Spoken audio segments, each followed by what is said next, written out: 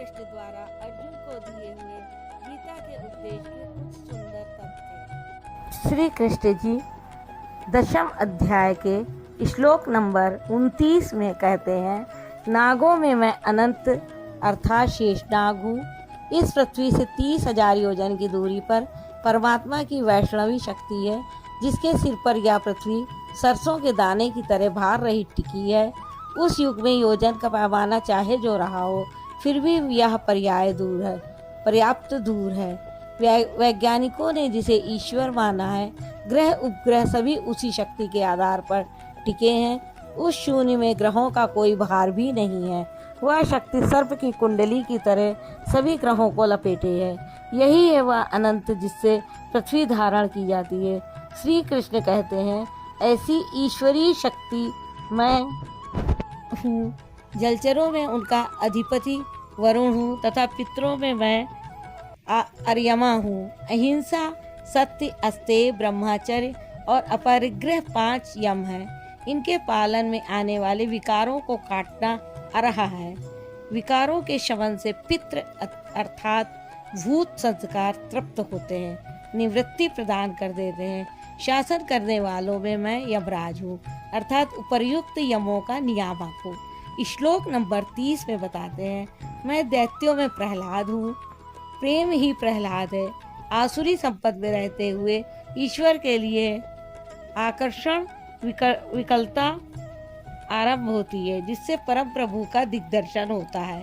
ऐसा प्रेम उल्लास मैं हूँ। गिनती करने वालों में मैं समय हूँ। 1, 2, 3, 4 ऐसी गिनती या क्षण, घड़ी, दिन, पक्ष, मास इत्यादि नहीं, बल्कि ईश्वर के चिंतन में लगा हुआ समय मैं हूँ। पशुओं में मृगराज अर्थात योग रूपी जंगल में गमन करने वाला है तथा पक्षियों में गरुड़ मैं हूँ। ज्ञान ही गरुड़ है। जब ईश्वरी अनुभूति आने लगती है, तब यही मन अपने आराध्य की सवारी बन जाता है, और जब यही मन संशय में युक्त है, तब सर्प होता है, डसता रहता है, योनियों में फेंकता है। गरुड़ विष्णु की सवारी है, जो सत्ता विश्व में अणु रूप से संचारित है। ज्ञान संयुक्त मन उसे अपनाने में धारण करता है, उसका वाहक बनता है। श्री कृष्ण कहते हैं, इष्ट को धारण करने वाला मन मैं हूँ। श्लोक नंबर 31 में कहते हैं, पवित्र करने वालों में मैं वायु हूँ, शस्त्रधारियों में राम हूँ। योगी जिसमें रमण करते हैं, ईश्वर इष्ट रूप में जो निर्देशन देता है, योगी उस जागृति का नाम राम है और वह जागृति मैं हूँ। मछलियों में मगर तथा नदियों में गंगा मैं हूँ। श्लोक नंबर 32 में कहते हैं, हे अर्जुन, सृष्टियों का आदि अंत और मध्य मैं ही हूँ। विद्याओं में अध्यात्म विद्या मैं हूँ। जो आत्मा का आधिपत्य दिला दे, वह विद्या मैं हूँ। संसार में अधिकांश प्राणी माया के आधिपत्य में है। राग, द्वेष, काल, कर्म, स्वभाव और गुणों से प्रेरित है। इनके आधिपत्य से निकालकर आत्मा के आधिपत्य में ले जाने वाली विद्या मैं हूँ, जिसे अध्यात्म विद्या कहते हैं। परस्पर होने वाले विवादों में, ब्रह्म चर्चा में जो निर्णायक है, ऐसी वार्ता मैं हूँ।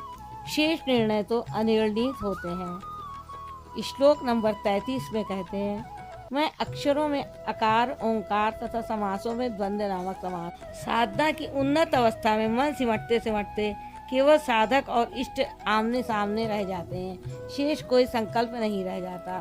स्वामी सेवक में संघर्ष है, किंतु द्वंद्व की यह अवस्था भगवान की देन है। अक्षय काल मैं हूँ।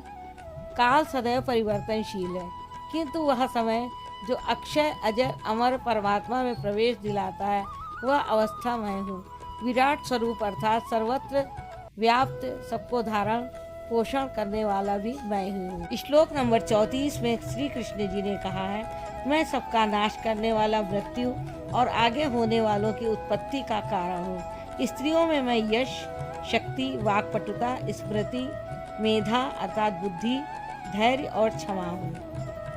योगेश्वर श्री कृष्ण के अनुसार पुरुष 2 ही प्रकार के होते हैं, क्षर और अक्षर। संपूर्ण भूतादिकों की उत्पत्ति और विनाश वाले ये शरीर क्षर, क्षर और पुरुष है। ये नर, मादा, पुरुष अथवा स्त्री कुछ भी कहलाए, श्री कृष्ण के शब्दों में पुरुष ही है। दूसरा है अक्षर पुरुष, जो कूटस्थ चित्त के स्थिर काल में देखने में आता है। यही कारण है कि इस योग पथ में स्त्री पुरुष सभी समान स्थिति के महापुरुष होते आए हैं, किंतु यहाँ स्मृति, शक्ति, बुद्धि इत्यादि स्त्रियों के ही गुण बताए गए हैं। बौद्धिक स्तर पर कमजोर लड़कों में इन्हीं गुणों का विकास करने के लिए माता पिता पढ़ाई की अतिरिक्त व्यवस्था करते हैं। यहाँ कहते हैं कि ये लक्षण केवल स्त्रियों में पाए जाते हैं। ये गुण अर्जुन में भी थे, जबकि अर्जुन नर। युद्ध के आरंभ में ही वह पीछे हट गया। भले ही शस्त्रधारी कौरव उसको मार डाले, गोविंद मैं युद्ध नहीं करूँगा। भगवान ने कहा, अर्जुन यदि तुम इस धर्म में युद्ध को नहीं करोगे तो स्वधर्म, कीर्ति और यश खोकर पाप को प्राप्त होगे। बैरी लोग तुम्हारी अपकीर्ति का दीर्घ काल तक गायन करेंगे। माननीय पुरुष के लिए अपकीर्ति मृत्यु से भी बढ़कर होती है। यहाँ पुरुष के लिए भी कीर्ति आवश्यक बताया गया है। वस्तुतः मानव की चित्तवृत्ति ही नारी है। शरीर तो वस्त्र मात्र है। स्त्री, पुरुष, नपुंसक इत्यादि शरीर की आकृतियां हैं, स्वरूप की नहीं। शरीर के अंतराल में चित्तवृत्ति प्रकृति की ओर स्वयं प्रवाहमान है। इन वृत्तियों में ईश्वरीय भाव, स्मृति, मेधा, धैर्य, क्षमा इत्यादि गुण भगवान से ही प्रसारित गुणों द्वारा मानव लोक में समृद्धि और परम श्रेय के प्रशस्त करता है। इन गुणों को धारण करना स्त्रीलिंग पुल्लिंग सबके लिए उपयोगी है, जो मुझसे होते हैं। श्लोक नंबर 35 में बताते हैं, गायन करने योग्य श्रुतियों में मैं बृहत साम अर्थात बृहत से संयुक्त समत्व दिलाने वाला गायन हूँ, अर्थात ऐसी जागृति मैं हूँ। छंदों में मैं गायत्री मैं हूँ, गायत्री छंद हूँ। गायत्री कोई ऐसा मंत्र नहीं है जिसे पढ़ने से मुक्ति मिलती हो, वरन एक समर्पित छंद है।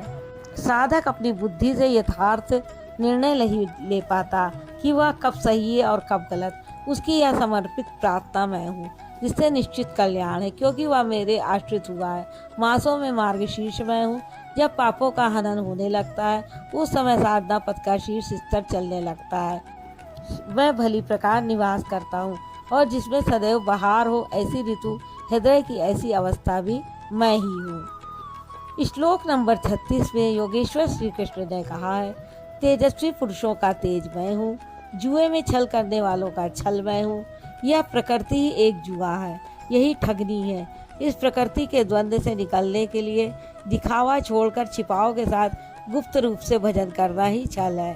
छल है तो नहीं, किंतु बचाव के लिए आवश्यक है। जड़ भरत की तरह उन्मत्त, अंधे, बहरे और गूंगे की तरह हृदय से जानकार होते हुए भी बाहर से ऐसे रहे कि अनजान हो, सुनते हुए भी ना सुने, देखते हुए भी ना देखें। छिपकर ही भजन का विधान है, तभी साधक प्रकृति पुरुष के जुए में पार पाता है। जीतने वालों की विजय मैं हूँ और व्यवसायियों का निश्चय। क्रियात्मक बुद्धि मैं ही हूँ, सात्विक पुरुषों का तेज और ओज मैं हूँ। श्लोक नंबर 37 में बताते हैं, वृषणी वंश में मैं वासुदेव अर्थात सर्वत्र वास करने वाला देव हूँ। पांडवों में मैं धनंजय हूँ। पुण्य ही पांडु है और आत्मिक संपत्ति ही स्थिर संपत्ति है। पुण्य से प्रेरित होकर आत्मिक संपत्ति को अर्जित करने वाला धनंजय मैं हूँ। मुनियों में मैं व्यास हूँ। परम तत्व को व्यक्त करने की जिसमें क्षमता है, वह मुनि मैं हूँ। कवियों में उष्णा अर्थात उस परमात्मा में प्रवेश दिलाने वाला काव्यकार मैं हूँ। राधे राधे।